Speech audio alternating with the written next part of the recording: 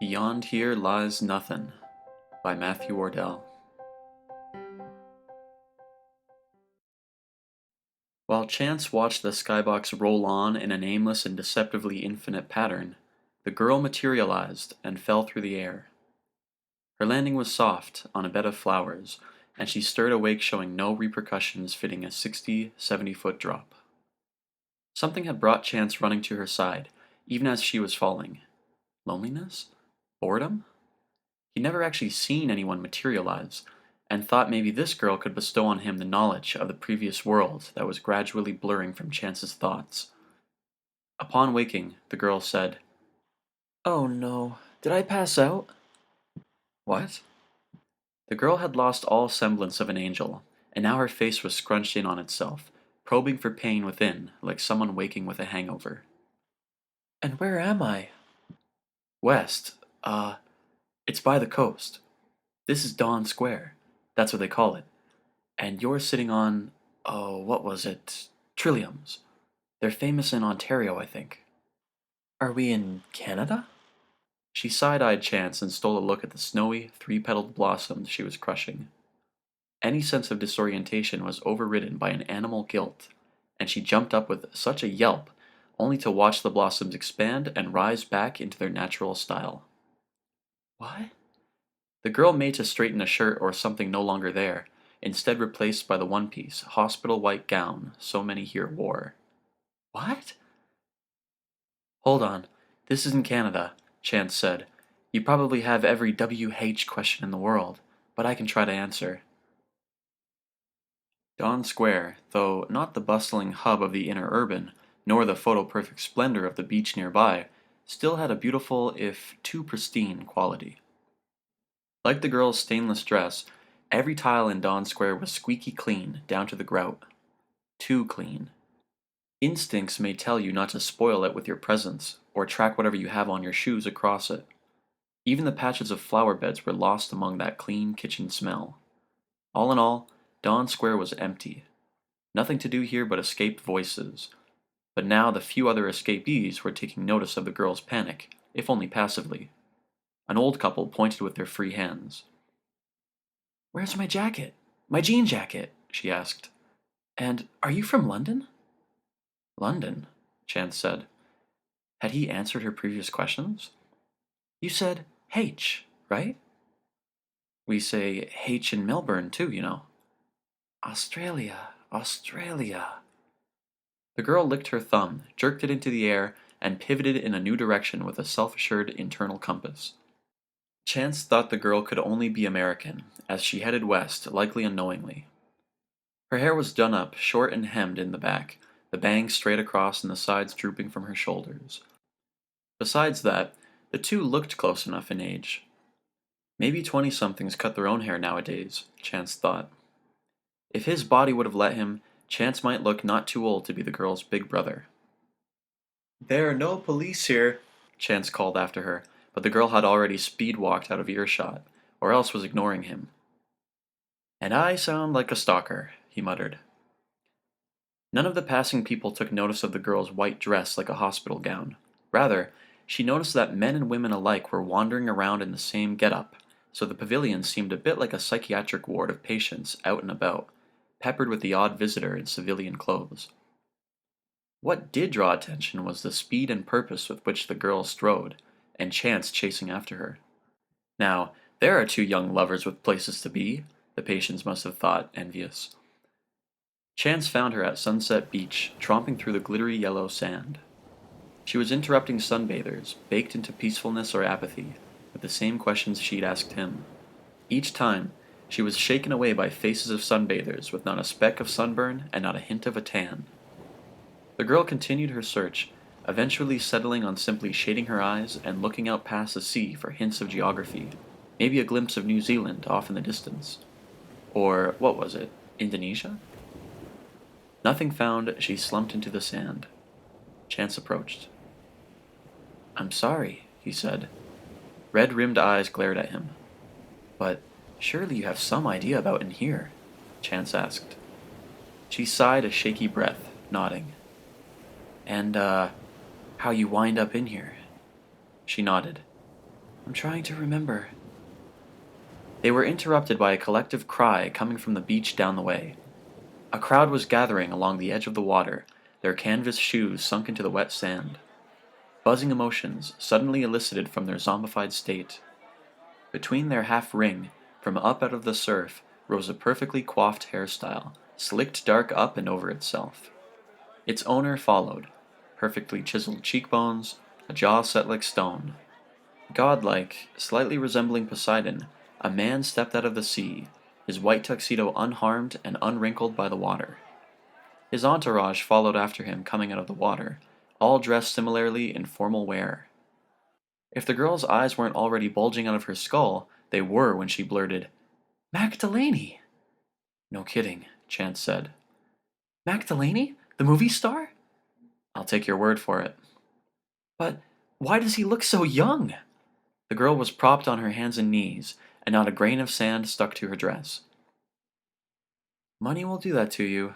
Enough money, from the outside, will let you do almost anything." Chance thought the girl might scamper after the celebrity along with the shouting groupies, but she instead asked, "Is that how you got that ascot?"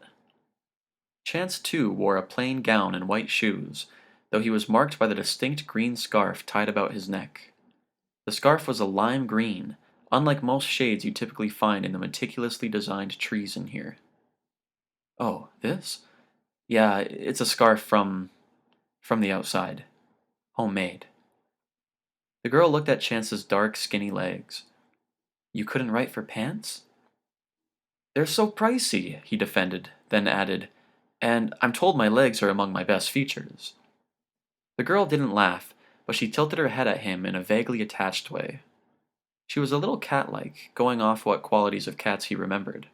At least she'd stored away any tears that came close to falling before. It took Chance every ounce of his rusty common courtesy not to further ask how she had, specifically, gotten in here. She studied his legs again. "Yeah, they're all right, I guess," she said. "So, what's down there?" Gesturing to the tide the movie star had risen from. "Sunset Beach's elite nightclubs. There's a strip of nightlife underwater, if that's your sort of thing. But you—" The girl was already off running.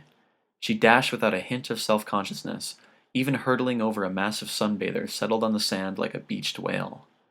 The girl ran into the coming tide, only to trip over the solid crest of its wave and splay out on the glassy top of the sea. It bobbed and dipped under her, but she was unable to break through the surface. Those still lounging on the beach hardly paid the girl any attention, having spent it all on the passing Mac Delaney. "Swimming is behind a paywall," Chance called to her from the shore. She had her face pressed down, peering through the deep blue. Sure enough, a hoity-toity nightclub.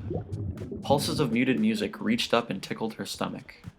Among schools of uncanny yet unperturbed fish swam the occasional white-gowned beachgoer, too far down and paddling too leisurely to be worried about breathing. "How much? To swim?" she asked. "I don't know the going rates, but we could check around Noontown." "Noontown? What's there?" "Oh, lots of stuff. Rec centers, clothing boutiques, body mods." Chance snapped his fingers. "Oh, and the post office." The baby, settled on a stool behind the counter, was about the size of an adult dwarf, with a head swollen up like a great pink pumpkin. Its chubby arms were resting on the desk, its fingers laced. Through an unshakably pleasant face, a squeak. "We're sorry, Lizzie. No new messages."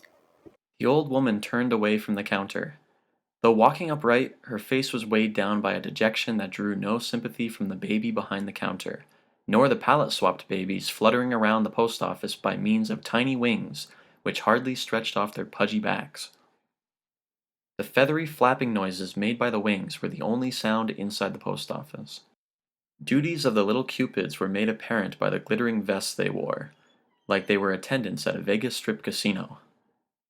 "Creepy," the girl commented as one of the cupids veered its flight path around her with a soft, "Excuse me." Chance nodded. Together they took the old woman's place at the counter at a baby's high-pitched beckon. "Next, please." Hi, she's..." "How may we help you today?" Wet baby blues bore through Chance. She's new here. Does she have any messages, or, I forget, is there a welcome package? The baby's eyes wobbled hungrily over to the girl. Would you like to check your inbox, Adelaide? Sure, yes, please. She held the baby's gaze. Its pudgy fingers stayed pleasantly laced. No new messages. It squeaked. But A hand went below the desk and immediately resurfaced bearing a rosy pink envelope, the same shade as the baby's cheeks. welcome! When the girl took the envelope, the chubby fingers retreated to their laced bridge. Thank you, Chance said. I'm sorry, Chance, but if you'd like more help, you'll have to wait in line. I'm good. The baby was one of many tellers placed across the desk, each point from which stringed white-gowned ghosts ready to try their luck for the nth time. Chance, knowing full well there was no mail for himself, declined the girl's insistence to wait in line once more. Adelaide, was it? Like the Australian city. She stuck out a tongue. Ada's good. Ada. You can read that now if you'd like. She still held the pink envelope, which drew the lonesome eyes from those still waiting in line. How about outside? It took Ada all of 30 seconds to read the letter, skim it again, and throw the crumpled ball of it down the grassy slope of the riverbank, where it vanished before reaching the water. Something in your pocket, Chance pointed. Ada produced the same pink envelope from the plain, square-cut pocket in her gown. The envelope was open, but not creased, and sure enough, the same letter of welcome was inside it. She tossed the whole envelope and produced it from her pocket again, tickled by the looping action a few times over. Can anything get hurt around here? After feigning a moment's thought, Chance threw himself head over heels, tumbling down the grassy bank. Nearby, a crowd of practicing yoga enthusiasts, gown-clad and matless, turned to watch.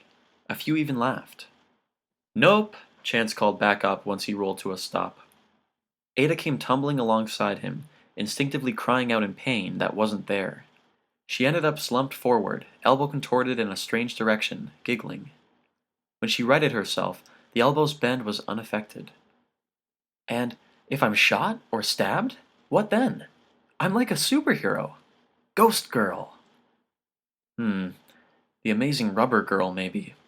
There are no guns in here, and I've never seen a spoon or whatever break the skin. Worst case scenario, say you get stuck in a hole somewhere, you could call for the help of those flying babies. No! Oh, no, no, no! They watched the crowd twist into various yoga stances, even trying a few themselves. A body not thinking of pain is surprisingly limber.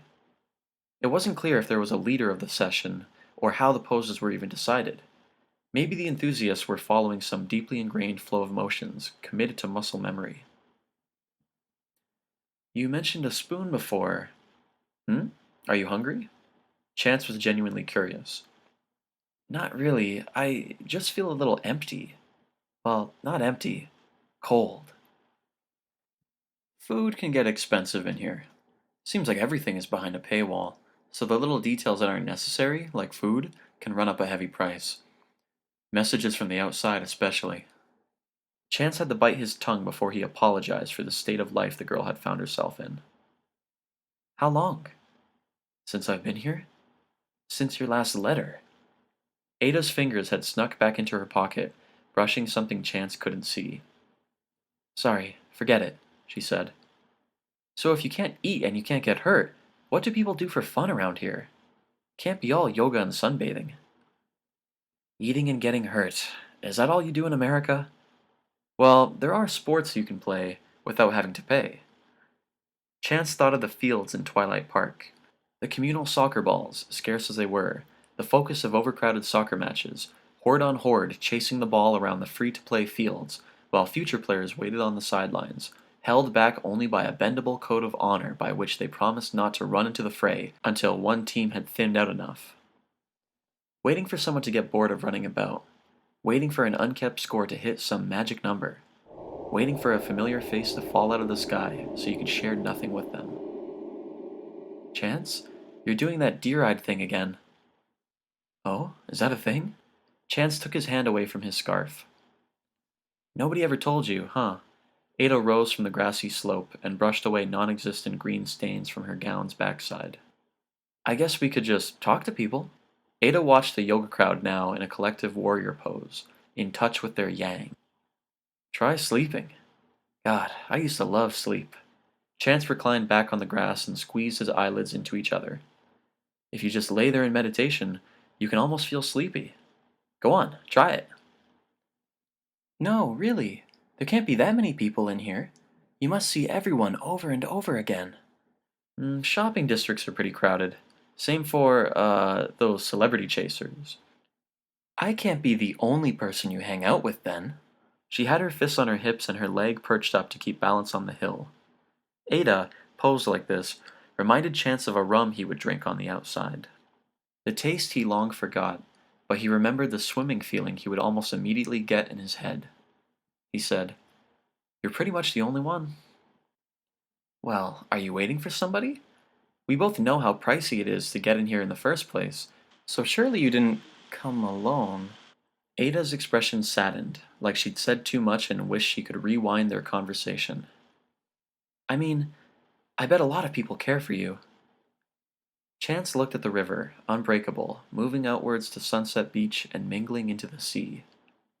A man and woman in gowns were balancing along the changing surface of the water and walking out far from view of land. I should show you something, he said. In the far east, off where the sun ought to rise, away from the urban sprawl built for the few elite, was Night's End, a manor made conspicuous only by the immense line of people extending out from the front gate and trailing off well into the knolls around. Were it chance to ask someone in line where it ended, in either direction, they likely would have forgotten. Now Chance led Ada toward the manor. They walked parallel with the line, but far enough away to make the faces indiscernible. Aren't you the guy who hates waiting? Ada asked. From a distance, Night's End reveals nothing special. It could have been plucked from the Scottish Highlands and settled into the ground here yesterday, trapped by the chest-high, brick and iron wall around it, and surrounded by trees in perpetual autumn reds and golds. The wall's short enough to try climbing in, Chance said, but there are invisible barriers around. There were lots of invisible barriers everywhere, actually. One of the Cupid babies matching those at the post office was manning the front gate, interviewing and accepting entrance at a slow trickle. One entrance to the manor. Nobody comes out, do they? Ada asked. Chance continued on to where a scattered crowd of those too impatient to wait stood on the toes of their canvas shoes and tried to peer into the cross-framed windows. He pointed out the plaque emblazoned in bronze, Night's End, while Ada read beneath, Beyond here lies Nothin. I don't get it. It's exactly as it says, right? This is the end. The final end. Once people have had enough of waiting around in here, or enough of yoga and sunbathing. God, what are they doing there? Those baby things kill you? I knew they gave off a bad vibe. Chance lowered the tone of his voice, hoping she'd do the same considering the line not far from them. No, I mean, not exactly. I don't know for sure. I've heard some people talk about this great black hole, like a wishing well, and you just drop into it. I don't know. It's the only way to check out of this place. Ada watched those at the front of the line, bracing themselves for the interview with the Cupid baby. Some faces were clenched, the artery in the neck prominent, while others were smooth with an emotionless acceptance, staring off with eyes that had begun to look like the colorless gowns. What Chance saw in his peripheral was even worse. A woman making, breaking, and clearly wishing to God that Chance hadn't noticed their eye contact. Both their gazes raced and locked once more. The woman whispered something fierce to a slight brunette man who could have been her twin, and then she slipped carefully out of the line with a relief like taking off ice skates. While she wore the same gown as Chance and Ada, her slender neck rising and swaying with the gait in her legs suggested she could have been a catwalk model outside. She was all confidence. Hey, Chance. Rebecca, hey. You look well. Rebecca's eyes flitted to Ada and back to Chance. Oh, this is my new friend, Ada. She's new in here. Pleasure. Chance's brow quivered out of his control, him peering over at Rebecca's friend and their spot in the line within view of Night's End. Rebecca's tone turned into practiced apology, like someone reciting lines delivered many times in the mirror. I'm not sure how long most people intend on staying in here, but Robert and I, we talked it over a lot and we believe it's time to move on. He's doing well, Robert. Chance swallowed and asked, How long have you been waiting there? Oh God, it's been days. Standing around like that's really backed up our decision. Her laugh dissolved. I mean it. We're actually excited about it. Wow. Yeah. Home stretch. Exactly. Everyone's got to leave eventually, so. She nodded. It's time. Rebecca put her hand on Ada's arm and added, Don't worry about it here, honey. You'll have lots of time to relax, think things over. Chance is a good friend. She gave his green scarf a little tug. Thanks, Chance and Ada replied, out of sync. There was no small talk to make, and no norms on how to behave in a situation like this. No changing weather or coming storms or coming events. Rebecca gave a little bow to Ada and then embraced Chance, whispering in his ear a brief goodbye that Ada couldn't quite catch. Then Rebecca excused herself and strode across the grass, back to Robert and their spot in the line. She stood upright as ever and didn't look back in their direction until she was sure Chance and Ada had left. Ada was afraid Chance would walk off on his own, but when he stayed alongside her, she decided not to ask any questions about the girl in line. Instead, she said how much she'd like to walk along the top of the ocean, like he talked about before. The sun, nowhere to be seen, must have been setting over Sunset Beach, because a blanket of stars was materializing in the deepening purple skybox. The tanless sunbathers had mostly transitioned into gathering powwows. Music came. Somebody must have bought a guitar, Chance said. Ada listened to a repeating melody of 3 chords, overpowered by the whooping and the dancing in the sand. Uneven waves rolled beneath the soles of her feet. Her sea legs, she joked, were semi-accustomed to the balancing act. Her shoes dangled from her fingers. Though it grew darker, no cold was brought and no heat was lost. She'd almost already forgotten the sensations, besides the dull cold in her unfilled belly. Beyond here lies nothing, she repeated. I'm pretty sure Bob Dylan wrote that. Who? Come on, I thought you said you were a blue-blood American. I am, but how old do you think I am? Sheesh, Bob Dylan. Anyway, what do you suppose it feels like? I don't even remember my first time. No, really. No humming or hawing. Just what it says. Blackness, I guess. There was the wishing well, the babies floating around it like bulbous, misshapen sentinels. Chance didn't tell her about the dark inside the well, so thick and opaque a darkness that it didn't even need to suck in everything in existence. It just had to wait for all things to come to it so it could hold them for good. It was waiting with deep, deep patience. The next time Chance died, it would be the real one. As if to fight off some unfelt chill, Chance tightened the scarf around his neck. The sea beneath Ada had lost its color, and the fish and the swimmers were hidden. Only the dim lights of the elite nightclubs punctured the surface in strobes. Well, if that mansion in the well is full of nothing, then that must mean that here on the outside, it's all something, right? At least, it's data. Huh. I've never thought of this place as outside. Sure, we can walk and run and dance whenever we want. Mostly freely. You could be right. Yeah, I am. I just got here and I already know this place better than you do. I'm living my best afterlife. The dimming light couldn't hide her grinning. Please, never say that again, Chance laughed. I swear I'll go line up tonight. You can join your sense of humor. She swiped at Chance's scarf, laughed, and ran off before Chance could swipe back. There was the sound of the solid water shifting over itself, and of Ada's feet slapping along the surface. It had grown dark then. Ada? Don't get lost! I'm heading back to shore, to the music. Just follow the sound of my voice. Her voice was carried, sweet on the salty wind. It was so dark that they could only tell they'd reached land once the ground beneath them grew still. Without a fire, the dancers on the beach made themselves known only by the singing and cries of joy they gave.